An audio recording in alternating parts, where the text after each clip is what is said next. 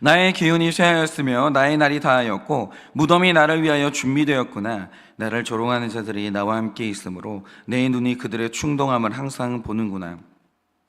정하건대 나에게 담보물을 주셔서 나의 손을 잡아줄 자가 누구리이까? 주께서 그들의 마음을 가리어 깨닫지 못하게 하셨사오니 그들을 높이지 마소서. 보상을 얻으려고 친구를 비난하는 자는 그의 자손들의 눈이 멀게 되리라. 하나님이 나를 백성의 속담거리가 되게 하시니 그들이 내 얼굴에 침을 뱉는구나. 내 눈은 근심 때문에 어두워지고 나의 온 지체는 그림자 같구나. 정직한 자는 이로 말미암아 놀라고 죄 없는 자는 경건하지 못한 자 때문에 분을 내나니, 그러므로 의인은 그 길을 꾸준히 가고 손이 깨끗한 자는 점점 힘을 얻느니라. 너희는 모두 다시 올지니라. 내가 너희 중에서 지혜자를 찾을 수 없느니라. 나의 날이 지나갔고 내 계획 내 마음의 소원이 다 끊어졌구나. 그들은 밤으로 낮을 삼고 빛 앞에서 어둠이 가깝다 하는구나. 내가 수월이 내 집이 되기를 희망하여 내 침상을 흑암에 펴놓음에, 무덤에게 너는 내 아버지라 구덕에게 너는 내 어머니 내 자매라 할지라도 나의 희망이 어디 있으며 나의 희망을 누가 보겠느냐. 다 같이 읽겠습니다. 우리가 흙 속에서 쉴 때에는 희망이 소홀의 문으로 내려갈 뿐이니라. 아멘. 기도하겠습니다. 하나님, 오늘도 하나님 앞에 이 고통을 호소하는 이 욥의 외침을 보게 됩니다. 하나님, 우리 또한 육체의 기운이 쇠하여지는 이 고통 가운데서 주님을 부르짖는 주님의 백성들이 있습니다. 그러나 주님이 우리에게 허락하시는 것 중에 나쁜 것이 없고 악한 것이 없습니다. 주님이 우리에게 복만 주시는데 오늘도 우리에게 육체의 쇠하여짐이 우리에게 복이라고 하십니다. 이유가 무엇입니까? 오늘도 주님 앞에 이 말씀을 깨닫게 하여 주시고, 오늘도 나의 삶 가운데 오는 이 기운이 쇠하여지는 이 현상의 의미를 깨달을 수 있도록 말씀을 허락하여 주시옵소서. 주님, 오늘도 이 아침에 말씀하시면 듣겠습니다. 말씀하여 주시옵소서. 예수님의 이름으로 기도드립니다. 아멘. 제가 지난주 금요일이죠. 그 욥기 13장을 큐티하면서 제가 이제 그런 말씀을 드렸습니다. 한번 들어보세요. 하나님은 이렇게 자신의 좋은 것을 우리에게 대가 없이 주시는 은혜의 하나님이에요. 그러니까 하나님의 속성 안에는 대가를 안 받고 좋은 것을 거저주는 은혜의 인격이 있는 거거든요. 그런데 그 많은 은혜 중에서 가장 좋은 은혜는 사람의 영원한 운명을 바꾸는, 그리고 하나님의 나라인 천국을 그냥 주시는 이 구원의 은혜가 최고예요.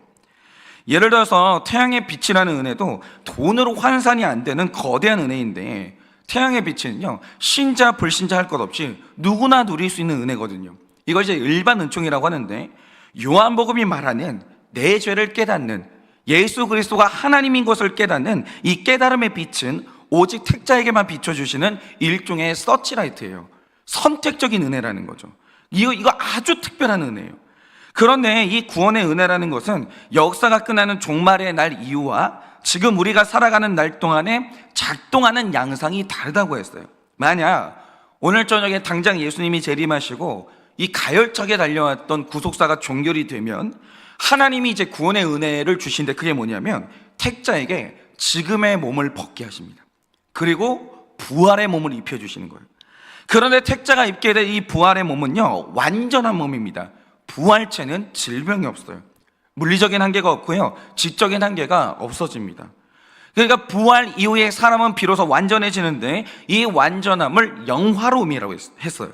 그러니까 사람이라는 존재가 귀한 이유가 뭐냐면 지금의 행실이나 살아온 삶 때문에 영화로운 게 아니고요, 장차 하나님이 그를 영화롭게 할 예정이기 때문에. 우리가 장애인 무시하면 절대 안 되는 거예요. 여러분, 그 장애인이 장차 주님의 부활의 날에 완전함을 입어요. 그의 지성이 회복되는 거예요. 한계가 없어지는 거예요. 앞으로 우리는 영화로울 예정이기 때문에 이 땅에 존재하는 모든 택자는 한 사람 한 사람이 존귀하고 영화로운 거죠. 그런데 이건 종말 이후에 일어나는 일이고요, 지금 우리가 살아가는 날 동안에는 이 구원의 은혜가 다르게 나타나는데, 이것은 영화로움의 은혜가 아니라 성화의 은혜라고 했어요. 그러니까 죄로 물든 몸을 입은 우리에게 하나님이 지금 원하시는 건 완벽함이 아니라 성숙이고 성화라고 말씀드렸어요. 그러니까 작년보다 올해 한 발자국만 앞으로 갔으면 여러분은 하나님의 은혜를 입은 거예요. 그게 성화의 은혜예요. 하나님은 완벽주의자가 아니에요. 하나님은 우리에게 그냥 성화를 원하실 뿐이에요. 그런데 여러분, 이게 오늘 말씀에서 중요한 건 이겁니다. 우리가 선한 게 하나도 없는 100% 죄인. 우린 100% 죄인이에요. 그런데 이런 100% 죄인들에게 도대체 성화가 뭐냐라는 거예요. 100% 죄인에게 있어서 거룩이 뭐냐 이거죠. 일단 확실히 말해야 될 건 착해지는 게 성화는 아니에요. 왜 그러냐? 여러분, 인간이 100% 죄인이라는 말의 뜻은 착한 것도 악하다 이 말 뜻이거든요. 예를 들어서 욥기 1장 1절을 보면 이제 욥을 소개하는데, 이 소개를 다시 한번 자세히 보세요. 여기에서 욥의 행실을 뭐라고 평가합니까? 욥이 온전하고 정직하여 하나님을 경외했고 악에서 떠난 자였다 이렇게 말합니다. 그런데 중요한 건 성경이 욥을 말할 때 그의 인간적인 성품은 칭송을 하는데 그가 거룩했다는 표현이 없어요. 재미있죠? 그러니까 지금 욥에게 이제 말하는 이 평가 있죠. 정직하고 악에서 떠났다. 이건 불신자도 할 수 있어요. 이건 그냥 성품에 관한 문제라는 거죠. 근데 여기에 그가 거룩했다는 표현이 없는 거예요. 그러면 욥의 시대에 거룩이라는 개념이 없었냐라고 하면 있었습니다. 여러분이 욥기 10장 6장 10절을 보면 욥이 하나님을 향해서 거룩하신 하나님이다 이렇게 말해요. 그러니까 이 시대에도 거룩이라는 개념이 있었지만 욥기가 욥을 평가할 때 그의 성품을 칭찬하기는 하는데 그가 거룩했다는 평가는 하지 않는다라는 거죠. 그럼 보세요. 거룩하지 않은 욥이 혹시 내 자녀들이 파티를 하다가 마음으로 죄를 지었을까봐 파티가 끝나고 번제를 드렸어요. 근데 성경은 말하길 이 번제가 거룩한 게 아니었다라고 해요. 이거는 믿음이 아니라 성품이에요. 완전히 다른 겁니다. 믿음이냐 성품이냐 이게 중요해요. 그런데 성경은 분명히 말하길 이 번제를 성품이라고 하는 거예요.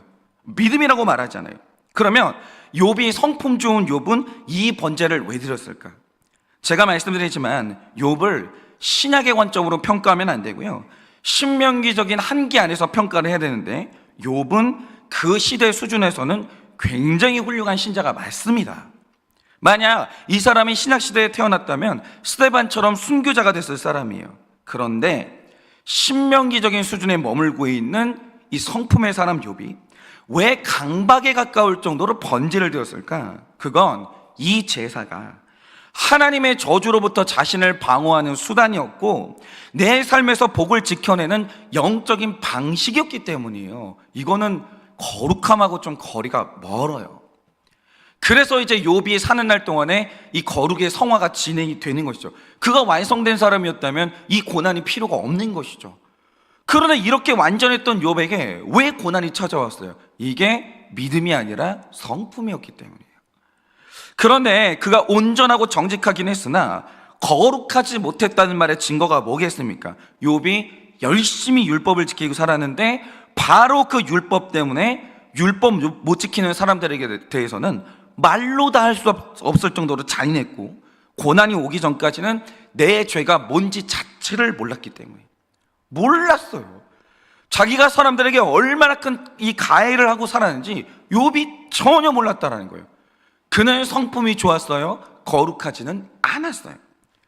그러므로 우리가 성화된다라고 할 때 100% 죄인인데, 우리 모두가 100% 죄인인데 우리 100% 죄인이 성화된다라고 할 때 이 말은 근본적으로 성품이 착해진다 이걸 의미하는 게 아니에요. 사람 안에 거대한 죄가 그대로 있는데 성품이 착해지면 죄인을 죄책감 없이 찌르는 도덕적인 괴물이 또 하나가 탄생할 뿐인 거예요. 그러므로 100% 죄인이 성화된다라고 할 때 가장 중요한 핵심이 뭐냐면 지금 그 안에서 가열차게 활동하고 있는 죄와 악의 힘이 눌리는 거예요. 그런데 여기서 이 죄라는 것은 우리가 다 아담의 후손이기 때문에 태어날 때부터 가지고 있는 죄에 대한 갈망을 의미하는 거고, 악이라는 것은 마음에 품고 있는 죄성을 실천에 옮기는 것, 이것을 바로 악이라는 거예요. 우리 안에는 죄와 악이 다 있는 거예요. 그런데 사람이 성화된다는 건 첫째로 이 죄와 악이 하나님의 능력으로 눌리는 걸 의미하는 거예요. 착한 게 좋은 게 아니에요. 이 죄와 악이 눌려야 되는 거예요. 활성화가 안 돼야 되는 거예요. 그런데 이 표현을 잘 보세요. 사람 안에 있는 죄와 악은요, 죽는 날까지 사라지잖아요. 성화는 죄와 악이 제거되는 게 아니에요. 그건 영화로움이에요. 성화는 뭐냐면 있는 죄와 악이 눌린다라는 거죠. 그런데 사람 안에서 반드시 눌러야 될 이 죄의 본질이 뭐겠습니까? 이걸 아담이 그대로 보여줬는데요. 아담이 하나님이 먹지 말라고 했던 유일한 한 가지 선악과를 먹었을 때 즉시 내면에서 이 죄성이 발동을 했거든요. 그런데 놀랍게도 죄성이 발동한 아담은요, 죄를 지었는데 회개가 안 되는 거예요. 이상하죠? 죄가 발동하는데 죄가 발동한 결론이 뭐냐? 회개가 안 돼요. 그러면 왜 아담은 회개가 안 됐습니까? 놀랍게도 사람이 죄를 짓는 가장 중심에는 자기 의가 있는 거예요. 사람이 자기 의가 있어야 죄 짓는 거예요. 여러분 한번 보세요. 아담이 선악과를 먹고 자기가 하나님보다 의롭다는 확신을 가지게 됐거든요. 그러니까 선악과를 먹고도 하는 행동이 뭡니까? 내가 먹은 거예요. 선악과를 다른 사람이 먹은 게 아니에요. 내가 먹은 거예요. 죄를 지었거든요. 근데 아담이 하는 게 뭡니까? 먼저 나에게 이 선악과를 준 아내를 비난해요. 난 의롭다는 거예요. 난 피해자라는 거예요. 그러면서 아내를 비난합니다. 그리고 이런 아내를 나에게 준 하나님을 비난해요. 자기 의가 있으면요, 죄책감 없이 죄 지어요. 죄를 짓고도 회개가 없는 거예요. 이게 바로 죄와 악의 본질인 거예요. 제가 얼마 전에 이제 넷플릭스에서 개봉한 이 드라마죠. 살인, 이은, 장난감, 이런 드라마 이제 리뷰를 보게 됐거든요. 거기서 주인공이 처음에는 살인을 하고 죄책감 때문에 굉장히 힘들어합니다. 그런데 나중에는 이 죄책감이 사라져요. 그리고 굉장히 떳떳하게 살인을 하게 돼요. 그럼 이유가 뭐냐? 내가 죽이는 사람들을 보니까 죽어 마땅한 사람이었구나. 어느 날 자기 의의가 생깁니다. 그러니까 살인에 의로움이 들어오니까 갑자기 살인이 정의 구현으로 돌변해요. 여러분, 세상에서 제일 무서운 게 뭐냐? 자기의예요. 자기의. 그러니까 우리가 가정과 공동체 관계를 깰 때 그 시작이 되는 가장 나쁜 악이 정죄하고 무시하고 비난하는 건데, 사람이 예수님도 안 하는 정죄와 무시와 비난할 때 그 중심에 자리하는 게 뭐냐? 바로 내가 맞고 내가 의롭다라는 확신이에요. 사람이요, 자기 의가 없으면 무시 못합니다. 사람이 자기 의가 없으면 비난 못합니다. 사람이 자기 의가 없으면 절대로 정죄 못하는 거예요. 그런데 이 악한 것들을 하는 이유가 뭐냐? 자기 의가 있기 때문에 서슴없이 이런 것들이 나오는 거예요. 근데 이게 예수님도 안 하는 거거든요. 그러니까 정죄와 무시와 비난을 하는 사람들은요, 자기도 잘 모르는 게 있는데 내가 하나님보다 위에 있다는 자기 의가 있는 거예요. 엄청 무서운 죄인 겁니다, 이게. 그런데 우리가 성화된다는 게 뭐냐? 바로 죄와 악이 눌리는 건데, 죄와 악이 눌린다는 것의 본질은 뭐냐면 자기 의로움의 힘이 빠지는 거예요. 자기 의의 힘이 빠지는 거예요. 이게 힘이 안 빠지는 한 사람은 죄에서 절대로 못 벗어나요. 그러니까 하나님은 지금 욥을 택하신 다음에 그가 거룩해지도록 성화를 진행하고 계시는데, 그러면 욥에게 일어나고 있는 성화의 은혜가 뭡니까? 하나님이 욥의 내면 안에 자리 잡고 있는 자기 의의 힘을 빼고 계시는 거예요. 이 의로움을 지속적으로 치고 계신다는 거죠. 그런데 중요한 건 자기 의라는 이 악하고 악한 힘을 무슨 방법으로 빼냐 이거예요. 어떻게 하면 자기 의가 무너질 수 있습니까? 그런데 오늘 말씀의 욥을 보면요, 하나님이 행하시는 두 가지 방법이 나오는 거예요. 그게 뭐냐? 자, 일단 여러분이 이제 오늘 말씀 1절에서 5절 말씀을 보시면 굉장히 선명한 구조가 하나 나오는데, 그 구조가 뭡니까?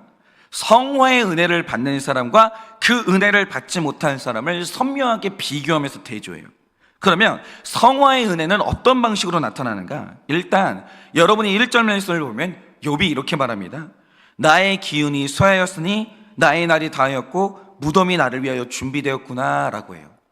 그러니까 욥이요, 내가 죽을 때가 됐나? 이걸 느끼는데 왜 그걸 느끼겠습니까? 나의 기운이 쇠하는 거예요. 힘이 빠지는 거예요. 그런데 보세요, 욥이 택자거든요. 욥이 하나님한테 은혜를 받고 있거든요.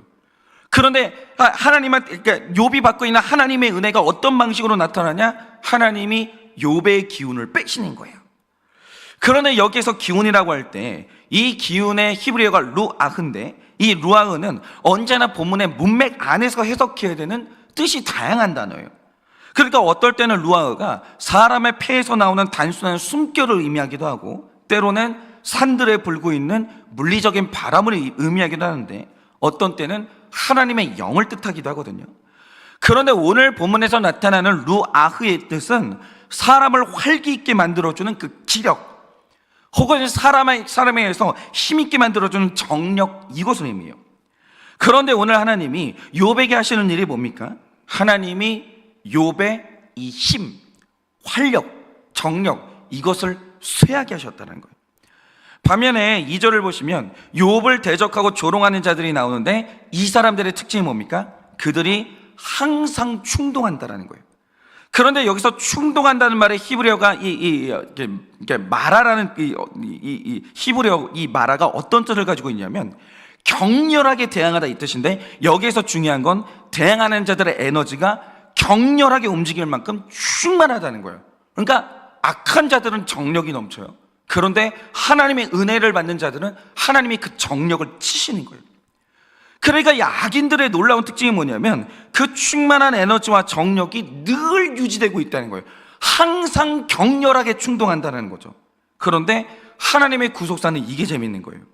여러분이 보시면 하나님이 사랑하시는 욥은 기력을 쇠하게 만드세요. 그런데 하나님을 대적하는 악한 자들은 충동하는 에너지가 항상 충만하대요. 우리는 깜짝 놀라는 거죠.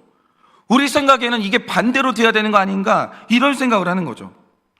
하나님을 위해서 일하는 사람은 강력한 능력을 주는 게 맞고, 악인들은 힘을 빼앗아야 될 게 맞는 것 같은데, 오늘 말씀에서는 하나님이 반대로 일하시는 거예요. 그러면 하나님이 이렇게 일하시는 이유가 뭐겠습니까? 우리 사람은요, 영과 육이 결합된 영육의 이 육이체. 그래서 영이 육체에 영향을 미치기도 하지만 육도 내 영에 영향을 미치는 거예요.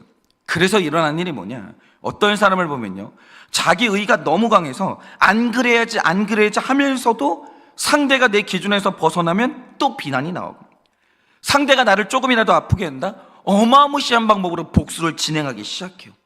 그리고 좀만 상대가 나보다 못하다? 무시가 자동적으로 나오는 거예요. 이게 활성화되는 거죠. 이게 제어가 안 되는 분들이 있어요. 내 안에서 이 교만함, 이 무시, 이 정죄, 이 혈기, 이게 있잖아요. 제어가 안 되고 너무 활발하게 끌어오르는 분들이 있다는 거죠. 그런데 그분들이 그러고 싶어서 그러냐? 그게 아니고요, 여러 가지 이유가 있을 것 같은데, 어느 날 자기 안에서 어떤 교육이 잘못됐거나 종교 교육을 잘못 받았거나 어떤 이유가 여러 가지인데, 어쨌든 자기 의가 너무 강력하니까 이걸 누르고 싶은데 안 눌러지는 거예요. 이게 피해의식이 강하고 나는 피해자다, 이게 너무 확고하면 이런 게 잘 안 눌리는 게 있어요. 그러면 이런 경우에 가열차게 운동하고 있는 자기 의를 누르고 제압하는 딱 하나의 방법이 있어요. 안 눌러지는 사람은 그게 뭐냐면 몸의 기력이 쇠하면 되는 거예요. 그거 말고 다른 방법이 없어요. 여러분, 사람이 자기 죄 충독이 막 끌어오른다라고 하죠. 그러면 그거 막 끌어오를 때 누를 수 있는 방법이 뭔지 아십니까? 금식하시면 돼요. 밥을 안 먹어야 돼요. 기운이 쇠해져야 돼요. 왜냐? 우리는 영육이 결합된 존재이기 때문에 육체의 기력이 쇠하면 그렇게 강했던 자기 의로움도 비로소 그때서야 힘이 빠지는 거예요. 이걸 좀 이렇게 예로 들자면, 저희 교회에 한 젊은 부부가 있는데 아내나 남편이나 둘 다 죄인이죠. 한쪽만 죄인인 사람이 누가 있어요? 둘 다 죄인이지. 그러니까 원래가 더 나은 죄인은 없는 거예요. 다 똑같아요. 그런데 남편은 선명하게 드러나는 죄가 있고 아내는 선명하게 드러나는 죄가 없이 숨어 있는 거예요.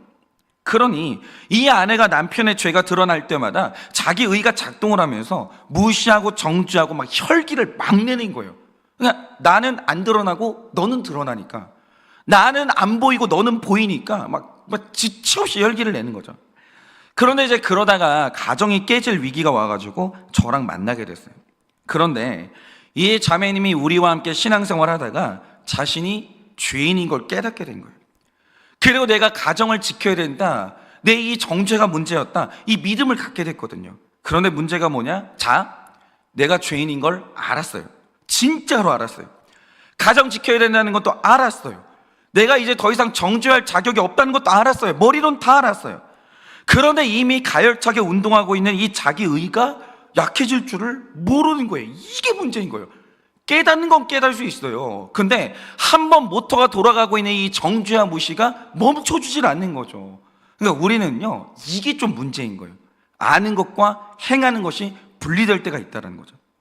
그러니까 남편에게 죄가 드러날 때 이러지 말아야지, 이러지 말아야지 계속해서 자기를 치고 단속하는데도 혈기와 정죄와 무시가 올라오는데 이 제어가 안 되는 거예요. 그러자 하나님께서 이 가정을 너무 사랑하사 육체의 기운이 쇠하는 은혜를 주셨는데, 그게 뭐냐, 이상한 게 어느 날부터 이 자매의 얼굴이요, 조금 매운 걸 먹으면, 사람이 매운 걸 먹으면 온도가 올라가잖아요. 갑자기 얼굴이 불덩이처럼 뜨거워지면서 피부가 빨개지고 막 부어오르는 거예요. 그리고 이제 조금만 이제 뭐 집에 온도가 올라간다? 얼굴이 또 막 뜨거워지고 부어오르고 고통스럽고 막 이렇게 되는 거죠. 불덩이가 되는 거예요. 그런데 여러분, 여성에게 얼굴이 얼마나 중요해요. 얼굴이 이렇게 되면 밖을 나갈 수가 없고 나중에는 대인기피증이 생기는 거예요. 얼마나 괴로운지 몰라요. 그런데 이렇게 얼굴의 기운이 쇠하여지니까, 육체가 치니까, 그때 일어난 일이 뭐냐, 자, 남편이 뭔가 잘못해요. 혈기가 올라오는데 혈기가 올라오니까 또다시 얼굴이 뜨거워지고 빨개지고 부어오르면서 너무 고통스러운 거예요. 혈기를 내는 즉시 얼굴의 증상이 나타나는 거예요. 그러니까 이 자매가 그 다음부터 이 얼굴의 고통 때문에 혈기를 낼 수가 없는, 혈기를 낼 때마다 너무 힘드니까 이 혈기를 낼 수가 없는 거예요. 여러분, 이렇게 육체의 기운이 쇠하여지니까 그렇게 제어가 안 되던 혈기가 제어가 돼요. 그렇게 안 되던 이 자기 의로움이요, 죽어지기 시작하는 거예요. 육체를 치니까. 근데 이게 지금 너무 감사한 게 뭐냐면요, 우리 자매가 자신에게 찾아온 기운이 쇠하여지는 이 사건을 자기 의로움을 다루시는 하나님의 은혜로 해석이 됐다는 거예요. 아, 나의 육체가 쇠하여지는 이 사건이 이유가 있는 거구나. 내가 지금 이게 지금 얼굴이 이렇게 뜨거워지니까 비로소 내 안에 있던 혈기가 죽어지기 시작하는구나. 이걸 이 자매가 알게 됐다는 거예요. 그러니까 어느 날 하나님이 택자의 육체를 치시면서 기운이 쇠하게 하실 때 그렇게 하시는 이유가 뭐냐, 이게 죄를 지어서 저주를 받은 게 아니라는 거예요. 왜 하나님이 너무 사랑하시는 택자 욥에게 이 육체의 기운이 쇠하여지는 이 현상을 주신 이유가 뭡니까? 죄를 유발하고 있는 자기 의가 죽지를 않으니까. 육체의 기운을 쇠하게 하면서 동시에 자기 의의 힘을 눌러버리시는 거예요. 이게 하나님의 은혜라는 거예요. 여러분, 하나님이 사도 바울을 얼마나 사랑하셨어요? 여러분 다 아시잖아요. 근데 사도 바울에게 어마어마한 은혜가 임했거든요. 그 은혜가 뭡니까? 육체의 가시 하나를 콕 하고 박아주시는 거예요. 그러면 사도 바울의 육체에 이 가시를 박으신 이유가 뭡니까? 사도 바울의 의로움이 이게 제어가 안 되는 거예요. 여러분, 사도 바울이 이게 회심했을 때 아무도 이 사람하고 안 놀아줬어요. 근데 사도 바울을 받아주고 사도 바울을 예루살렘 교회에 소개해 준 사람이 누굽니까? 바나바예요. 이 바나바가요, 자기 스승이고 자기 은인이에요. 근데 놀라운 게 뭐냐, 사도 바울이 바나바하고도 싸워요. 이 혈기하고 자기 의가 안 죽어지는 거예요. 그러니까 하나님이 이걸 누르는 이 은혜를 주셨는데, 그게 뭡니까? 육체의 가시 하나를 콕 하고 박아주신 거예요. 근데 육체가 쇠하여지니까 비로소 자기 안에는 혈기가 죽어지기 시작하는 거예요. 그런데 여러분, 하나님이 왜 어떤 사람으로 하여금 혈기가 충만하게 만들고 이 건강함을 계속 유지시켜 주십니까? 그 안에 있는 악이 계속 활성화되도록 놔두시는 거예요. 이게 은혜가 아니라는 거예요. 그러니까 만약에 어느 날 여러분의 삶에 육체의 기운이 쇠하는 사건이 왔다, 이 의미가 뭐냐면 자기 의로움의 힘을 빼시라는 거예요. 지금 여러분이 통제가 안 되는 자기 의가 있다, 그 뜻이에요. 그러니까 하나님이 이 악을 누르시려고 하나님이 육체가 쇠하는 이 은혜를 허락을 하시는 거예요. 여러분, 육체의 고통을 통해 내 의로움의 기운을 누르셔야 하나님의 성화가 진전이 되는 거예요. 그런데 의로움이 눌려서 혈기가 사라지고 정죄와 무시와 비난의 고통이 사라지면 자연스럽게 육체의 회복도 이루어지는 거예요. 여러분, 다윗이 죽는 날까지 성화가 진행이 됐거든요. 그럼 성화의 타겟이 뭐였냐? 그의 성욕이었어요. 그런데 나중에 이제 다윗이 성욕이 잡히거든요. 이 사람이 절제가 되거든요. 이유가 뭐냐? 힘이 빠져서 그래요. 힘이 빠져서 그래요. 그러니까 이제 이게 뭐 우리 중에 이제 바람기가 있는 분들 있잖아요. 이 바람기가 안 멈춰지는 분들, 하나님이 그를 택하셨으면 축하드립니다. 곧 육체의 기운이 쇠하는 사건이 오실 것입니다. 그게 싫으시면 빨리 이 바람을 끊으세요. 이게 은혜라는 거죠. 그리고 아주 짧게 자기 의의 힘을 빼는 이 또 하나의 이제 은혜를 말씀드릴게요. 오늘 말씀을 보면서. 자, 저희 교회에 이 기계를 잘 다루는 가정이 있는데, 이 집이 이제 아이들의 안전을 확인하기 위해서 이 거실에다가 CCTV를 다신 거예요. 그런데 어느 날 이 집에 있는 남매가 둘이 싸움이 붙었는데, 오빠는 동생이 나를 때렸다고 하는데 동생은 오빠를 때린 적이 없다 이러면서 둘이 싸움이 붙은 거예요. 둘 다 자기가 의롭다라는 거죠. 그러면 이제 둘 중에 누가 거짓말을 하는 게 아니고요, 자기 기억에 대한 확신이 있는 거예요. 나는 맞았대요. 난 때린 적이 없대요. 둘 다 내 기억에 확신이 있기 때문에 자기 의에 대한 의로움을 가지고 싸움이 일어나는 거예요, 이 남매가. 그러자 이 가정의 부모님이 카드를 썼어요. 그게 뭐냐, 길게 말할 거 없다, CCTV 돌려보자, 이렇게 된 거예요. 그래서 이 두 남매가 그래 뭐 내 말이 당연히 맞지 이러면서 서로 확신을 가지고 CCTV를 딱 본 거예요. 그런데 거기에서 딱 찍혀있는 장면이 뭐냐, 동생이 오빠의 머리카락을 확 잡아당기는 장면이 영상에 딱 찍혀있는 거예요. 그거를 이 동생이 자기 눈으로 보는 거예요. 보는 거죠. 이거 어떻게 부인할 수가 없는 너무 객관적인 증거예요. 내가 나를 보는 거예요. 그걸 본 거죠. 그래서 온 가족이, 특별히 이 당사자인 동생이 그 영상을 보는 순간 나는 오빠를 때린 적이 없다고 강하게 주장했던 이 동생이 이러더니 갑자기 힘이 쑥 빠지더래요. 더 이상 자기 의를 주장하지를 못하는 거예요. 나를 객관적으로 보니까. 그러니까 내가 보이니까 갑자기 이러더니 나는 잘못한 적이 없다라고 했던 자기 의로움이 쑥 하고 빠져버리는 거예요. 그러니까 여러분, 이게 오늘 말씀을 보시면 욥이 서서히 친구들의 모습을 보면서 젊은 날의 자기를 보게 돼요.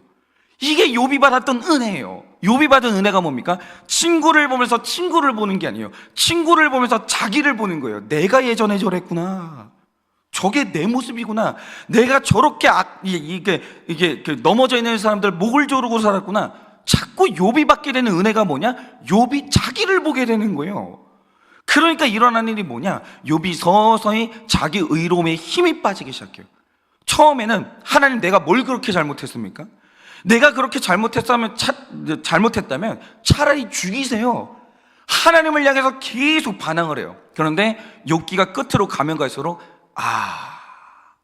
이 고난이 오는 이유가 있구나. 내 모습을 객관적으로 보니까 하나님의 은혜구나. 이걸 보게 되니까 욥이 할 말이 없어지고 입이 다물어지는 거예요. 그런데 여러분이 4절을 보시면 악한 자들의 특징이 뭡니까? 4절에 이렇게 말합니다. 주께서 그들의 마음이 가리어 깨닫지 못하게 하셨사오니 이래요. 그러니까 사람이 자기 의에 빠지는 이유가 뭐냐? 진짜 의로워서 그런 게 아니라 자기를 죽었다 깨어나도 못 보는 거예요. 이게 저주예요. 내가 안 보이는 거. 이거는요, 저주예요. 상대방을 봐도 나를 못 보고 말씀을 아무리 들어도 내 말씀으로 안 들리는 거, 내가 안 보이는 거, 이거는 저주예요. 나를 보지 못하는 한 사람은요, 자기 의의 힘을 깰 방법이 없는 거예요. 그런데 사람 안에서 자기 의가 힘이 빠지는 그 순간이 뭐냐? 하나님이 욥처럼 자기를 객관적으로 보게 하시는 거예요. 죄 지는 나를 보게 하시는 거예요. 그걸 보기만 하면 사람은 누구나 다 자기 의로움의 힘이 쑥 하고 빠지는 거예요. 그러면 이 자기 죄를 보는 이 CCTV가 우리 모두에게 필요한데, 이게 뭐냐? 바로 이게 말씀으로 내 죄를 보는 구속사의 관점이에요. 이 관점은 성경 보는 사람은 이 구속사의 관점 없으면 성경 제대로 못 보는 거예요. 여러분, 성경 왜 읽어요? 지식을 얻으려고 하는 게 아니에요. 성경을 보는 이유가 뭐냐면 성경이 내 이야기이기 때문이에요. 성경에 나오는 죄인들의 이야기가 전부 나를 말하는 거기 때문에 이 관점으로 성경을 보는 게 이게 구속사의 관점이거든요. 그러면 또 하나의 중요한 CCTV가 뭐냐? 나를 바라봐주는 공동체의 눈이라는 거예요. 사람은요, 혼자 큐티해서 자기 죄를 깨닫는 게 한계가 있는 거예요. 사람이 자기 죄를 보고 의로움의 힘을 빼려면 나를 객관적으로 봐주는 공동체의 눈이 있어야 되는 거예요. 나는 나를 못 봐요. 왜냐하면 나는 내 편이거든요. 내 안에는 나 자신을 방어하는 방어 기제가 있거든요. 사람은 절대 자기를 객관적으로 다 못 봐요. 내가 나를 보려면 방법이 딱 하나인데 그게 뭐냐? 남이 나를 봐줘야 되는 거예요. 남이 나에게 나를 알려줘야 되는 거예요. 여러분, 금쪽 같은 내 새끼를 보면 엄마나 아빠 둘 다 자기가 잘못이 없다라고 하는 거예요. 그래서 하는 게 뭔지 아십니까? 관찰 카메라를 달아요. 그러면서 이제 이 사람이 하루 24시간 동안 어떤 말투와 어떤 표정과 어떤 행동을 하는지 찍어주거든요. 그거를 봐요. 그러면 여러분, 금쪽 같은 내 새끼 한번 잘 보세요. 그러면 이게 자기 영상을 자기가 보거든요. 그러면 엄마 아빠가 하는 똑같이 하는 말이 뭔지 아세요? 제가 저러는 줄 몰랐어요. 제 말투가 저런 줄 몰랐고요. 제 표정이 저런 줄 몰랐고요. 제가 제 자녀에게 저런 식으로 행동하고 있는지 저는 몰랐어요. 이래요. 여러분, 사람이요? 자기 몰라요. 이 인간은 누구나 다 나를 보게 해주는 CCTV가 필요한데 그게 뭐냐? 이 구속사의 관점과 그 다음이 바로 공동체의 눈이라는 거예요. 이거 없으면 사람이 자기 의로움이라는 힘을 못 빼요. 사람은 다 자기를 미워요. 자기를 착각하고 살아요. 원래 자기 자신보다 나를 훨씬 더 낮게 여기는 게 모든 사람의 모습이라는 거죠. 그러니 오늘 하루도 이 기운이 쇠어지는 사건과 내 죄를 고발해주는 말씀과 공동체를 통해 여러분 의로움의 힘이 빠지셔야 돼요. 그게 성화예요. 성품이 착해지고 이건 성화의 본질이 아니에요. 성화의 본질이 뭐냐? 자기 의로움이라는 최악의 죄와 악이 눌리는 거예요. 그게 힘이 빠지는 거예요. 여러분, 우리 모두가 다 오늘 이 성화의 길을 가서 자기 의로움에 힘이 빠지고 죄인된 자기 주제를 하는 여러분 되시기를 예수님의 이름으로 축원합니다. 오늘 이제 수요일이기 때문에 제가 적용 질문 드립니다. 자기 의로 배우자와 이웃을 비난하고 무시하고 정죄하지 않습니까? 자기 의로 배우자와 이웃을 비난하고 무시하고 정죄하지 않습니까? 가장 자신 있는 나의 의로움은 무엇입니까? 가장 자신 있는 나의 의로움은 무엇입니까? 예를 들어서 절약하는 게 어떤 사람은 의일 수 있고 올바른 삶이 의일 수 있고 헌신적인 신앙생활, 나는 날마다 큐티한다, 이런 게 이제 자기 의의가 될 수 있는 거예요. 가장 자신 있는 나의 의로움은 무엇입니까? 자기 의의를 치는 육체의 기운이 쇠하는 사건이 오지 않았습니까? 자기 의의를 치는 육체의 기운이 쇠하는 사건이 오지는 않으셨습니까? 말씀과 공동체를 통해 자기 죄를 객관적으로 보고 인정하고 있으십니까? 말씀과 공동체를 통해 자기 죄를 객관적으로 보고 인정하고 있으십니까? 이 시간에 제가 기도하고 축도함으로 예배를 마치겠습니다. 기도하겠습니다. 하나님, 오늘 욥의 인생에 육체의 기운이 쇠하여지는 사건이 옵니다. 힘이 빠집니다. 질병이 왔습니다. 몸에 더 이상 힘이 없습니다. 주님, 욥에게 이렇게 기운이 쇠하여지는 사건을 주신 이유가 뭐겠습니까? 욥의 내면 세계 안에서 그 의로움의 힘이 빠지지를 않으니, 욥은 구원받아야 되는데, 욥은 성화되어야 되는데, 자기 의를 주장하는 이 의로움의 힘이 빠지질 않으니 하나님께서 육체를 치셔서라도 그 의로움의 힘을 빼시는 것이 아니겠습니까? 하나님 또한 욥에게 너무나도 괴롭지만 자꾸 그 죄를 보여주신 이유가 뭐겠습니까? 그것 또한 자기 의로움이 죽어지질 않으니 하나님께서 지속적으로 그 죄를 보여주시는 것입니다. 하나님, 저 또한, 그리고 오늘 이 설교를 듣고 있는 우리 사랑하는 모든 성도님들의 인생에 자꾸 나의 힘이 빠지고 정말 내 죄를 보게 되는 이 고통스러운 순간이 왔다면 그것이 바로 나의 의로움의 힘을 빼고 나를 성화시키시는 하나님의 은혜인 줄을 깨달아 하나님의 의도대로 나의 의는 죽고 나의 죄인된 주제의 됨이 깨달아져서 우리 모두가 다 성화의 길을 갈 수 있도록 주님이 은혜를 허락하여 주시옵소서.